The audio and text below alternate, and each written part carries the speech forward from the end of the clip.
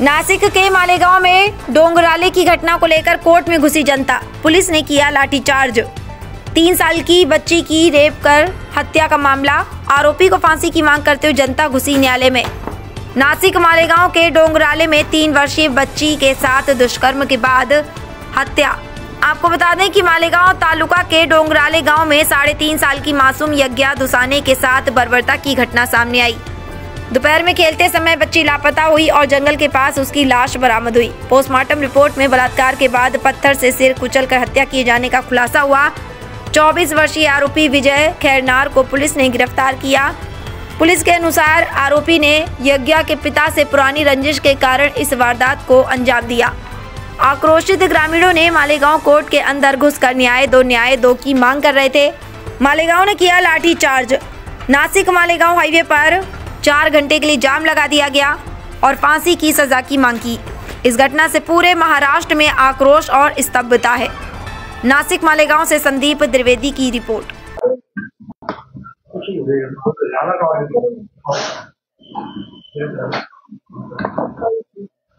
कोण विचारला एकदम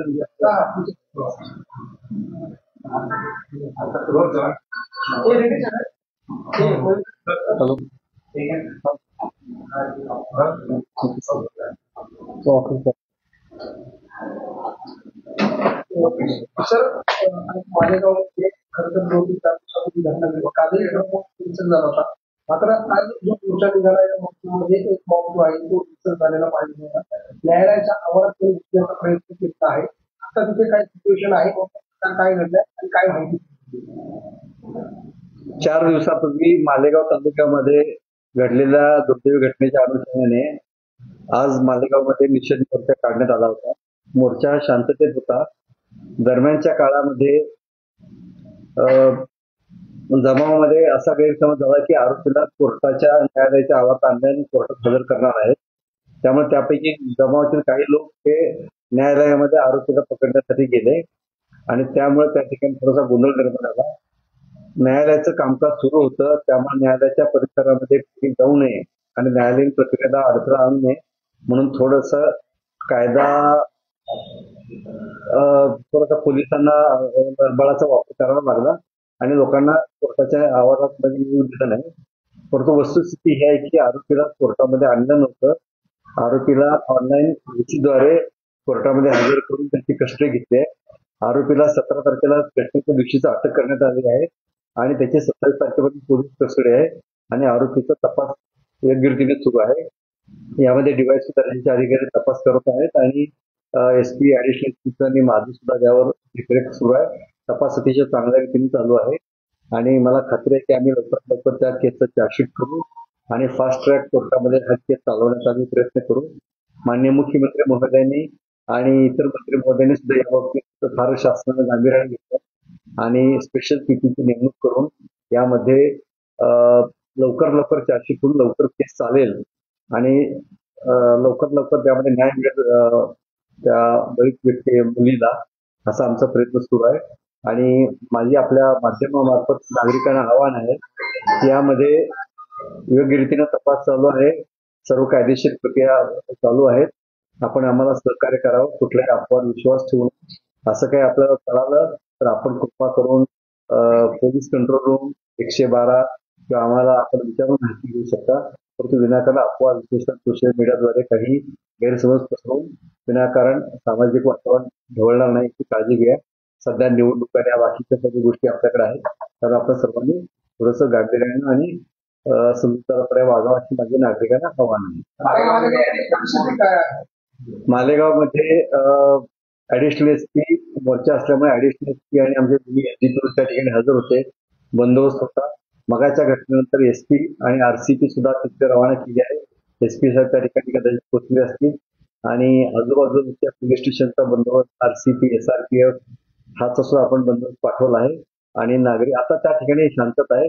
फक्त लोकांची मागणी होती की आरोपी आमच्या ताब्यात आहे, जे कायद्याने शक्य नाही, त्यामुळे लोकांचा थोडासा रोष होता, परंतु आता परिस्थिती पूर्णतः शांत आहे, नियंत्रणात आहे। एकूण परिस्थिती नियंत्रणात राहावी आणि सध्याची असावी त्या अनुषंगाने आपण आरसीपी पाठवली आहे आणि आपण मालेगाव, डोंगराळे ज्या गावामध्ये घटना घडली त्या परिसरामध्ये पण आपण बंदोबस्त थोडासा मग वाढवलेला आहे. त्या गावामध्ये जिथे दुर्दैवी घटना घडली त्या ठिकाणी कारण हे गाव धुळे जिल्ह्याच्या बॉर्डरवर आणि मालेगाव थोडं लांब असल्यामुळे तिथे आपण तात्पुरतं पोलीस मदत केंद्र सुद्धा सुरू केलं आहे. त्या ठिकाणी पोलीस चौकी सुरू करण्याचाही मानस आहे. त्याबाबत प्रस्ताव पाठवून कायदेशीर कारवाईचा आम्ही प्रयत्न करत आहोत.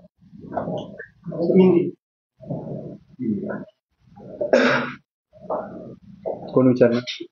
सर मालेगांव में जो आज घटना हुई उसको लेकर अभी पुलिस का एक्शन कर रही है और की सिचुएशन अभी क्या है? दुर्भाग्य से मालेगांव तालुका में 4 दिन पहले जो घटना हुई उसके बारे में आज मालेगांव में निषेध मोर्चा लोगों ने निकाला था. मोर्चा शांति से चल रहा था लेकिन बीच में एक गलतफहमी एक रूमर ऐसी फैली गई कि आरोपी को कोर्ट में लाया गया है. इसमें कुछ जमाव के कुछ लोग कोर्ट में जाने की कोशिश की. कोर्ट के काम चल रहा था तो कोर्ट का काम को दिक्कत ना आए करके हमारे पुलिस कर्मियों ने और अधिकारियों ने उनको रोका. इससे थोड़ा यूज ऑफ फोर्स भी करना पड़ा ताकि कोर्ट का काम को दिक्कत ना आए. लेकिन वस्तुस्थिति ये थी कि आरोपी को कोर्ट में नहीं लाया गया था. उसको हमने किसी के वीडियो कॉन्फ्रेंस के द्वारा उसकी पुलिस कस्टडी दी है और आरोपी 27 नवंबर तक पुलिस रियासत में है. इसका इन्वेस्टिगेशन चालू है. अभी मालेगांव में शांति है. लोगों की अपेक्षा थी कि उनको आरोपी उनके ताबे में दिया जाए जो कायदे से नहीं हो सकता. इसलिए लोगों को समझाया गया है और अभी लोग सब निकल गए हैं. अभी वहाँ बाकी कुछ ना हो करके ज्यादा पुलिस फोर्स रखा है. मालेगांव में एडिशनल एसपी हमारे दोनों एसडीपीओ है. जिस गांव में घटना हुई वहां भी हमने पुलिस टेम्पररी पुलिस मदद केंद्र भी शुरू किया है. एसपी साहब भी वहां गए हैं और अभी शांति है. मेरा आपके माध्यम से नागरिकों को आह्वान है कि आप कृपया कोई भी गलतफहमी या रूमर्स ना फैलाए. अगर आपके पास कुछ ऐसी जानकारी आती है तो कृपया करके कंट्रोल रूम को या 112 को फोन करके आप इंफॉर्मेशन लीजिए. लेकिन गलतफहमी पे भरोसा ध्यान मत दीजिए, विश्वास ना रखिए और गलतफहमी ना फैलाए स्पेशली सोशल मीडिया के माध्यम से.